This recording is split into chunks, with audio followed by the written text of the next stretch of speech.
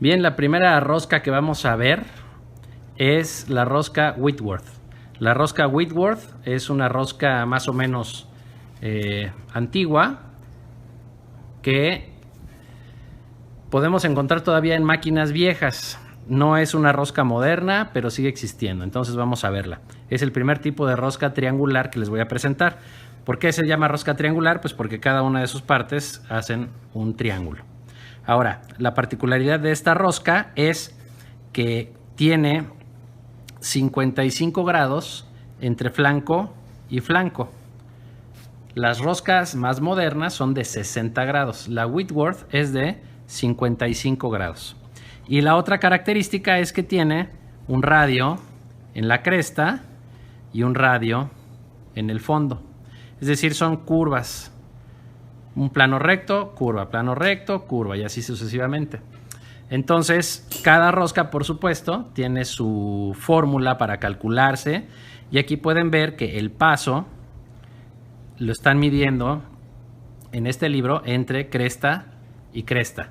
Claro, podría ser entre la mitad del flanco de este lado y la mitad del flanco de este lado, o entre la base del fondo de aquí con el siguiente fondo. En cualquier punto de la rosca se puede medir. En este dibujo están poniendo el paso entre cresta y cresta. Marcan los 55 grados de ángulo entre los flancos, marcan un radio en la cresta, marcan un radio en el fondo y también marcan esta D. La D es la profundidad de la rosca entre la cresta y el valle. Entonces, esa es la rosca Whitworth. No tiene caso que nos metamos a las fórmulas para calcularla porque es una rosca ya no muy común. De cualquier forma, en cualquier libro de mecánica vienen la forma de calcularse todas esas roscas.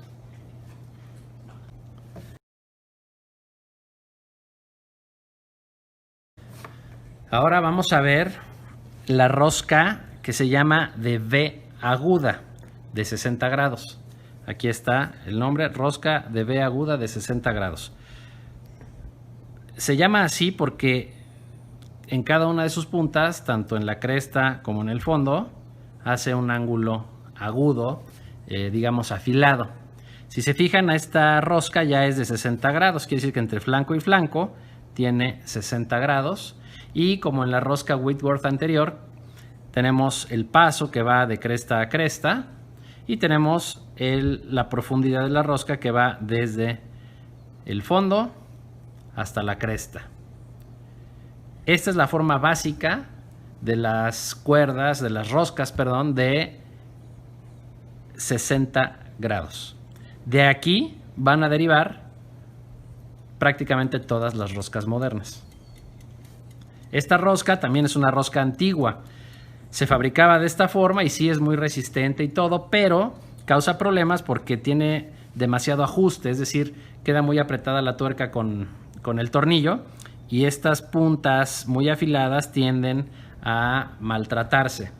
Entonces se tuvo que optar por modificar esa rosca para hacerla más duradera. Entonces esta es la rosca en V aguda de 60 grados.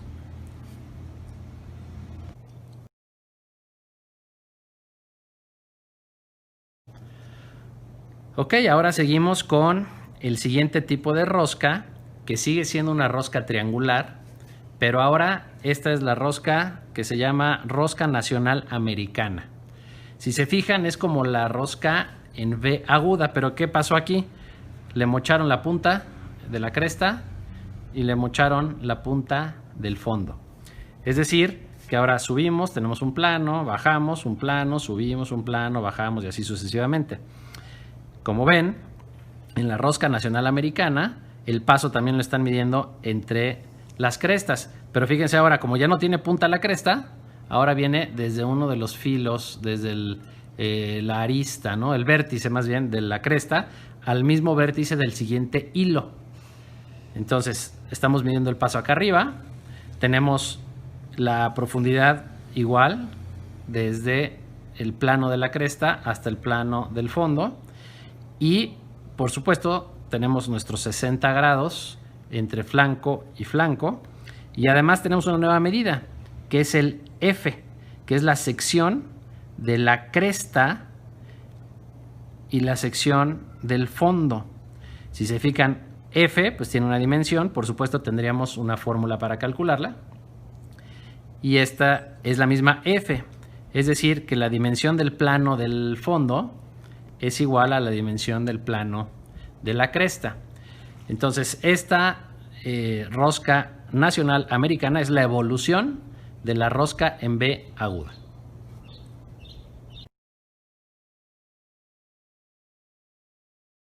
La rosca unificada, así se llama, unificada, tiene algunas diferencias. Todas utilizan de base la rosca triangular de V aguda.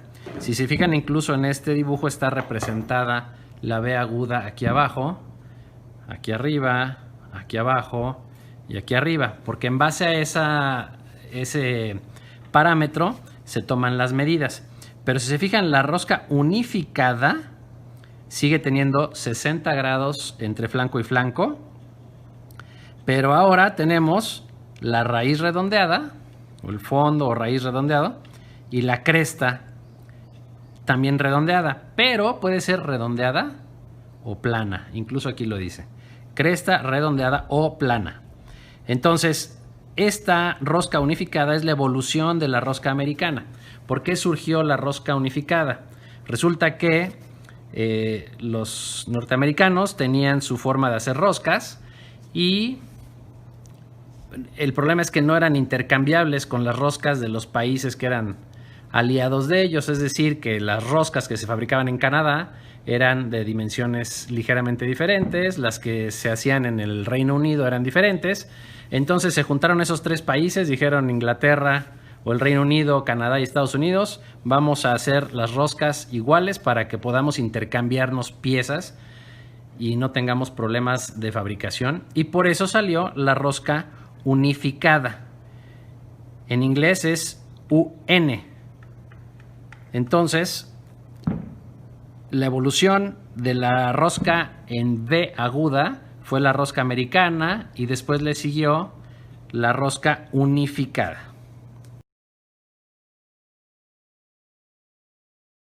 Ahora es el turno de las roscas trapeciales. Esencialmente tenemos dos tipos de roscas trapeciales. Una es la rosca americana Acme. ¿Y por qué se llama trapecial? Pues porque esta forma tiene la de un trapecio. Recuerden que un trapecio es un cuadrilátero que tiene uno de los lados más corto que el otro. Este lado es más corto que este. Por eso se llama trapecio. Digamos, los dos lados están abiertos. Primero en un sentido y luego en otro. Entonces, esta es la primera rosca trapecial que vamos a ver.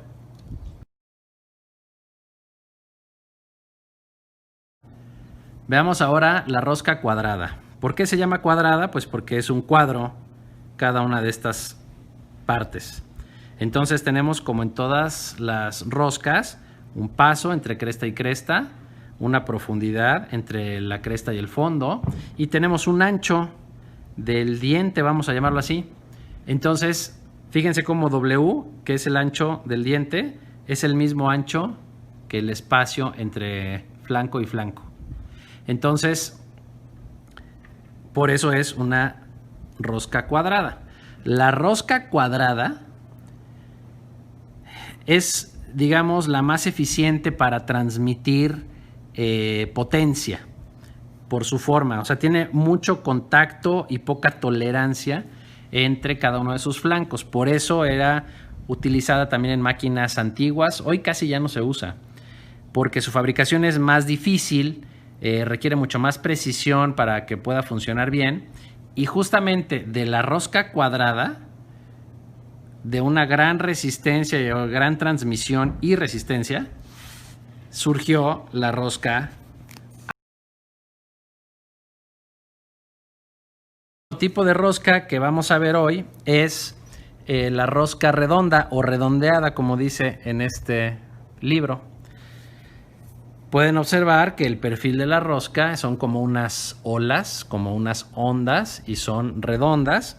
Ahí tienen marcado entre flanco y flanco un ángulo de 30 grados. Y aquí perfectamente podemos ver para qué se utilizan. Dice, en virtud de su perfil redondeado, resulta esta rosca poco sensible al deterioro.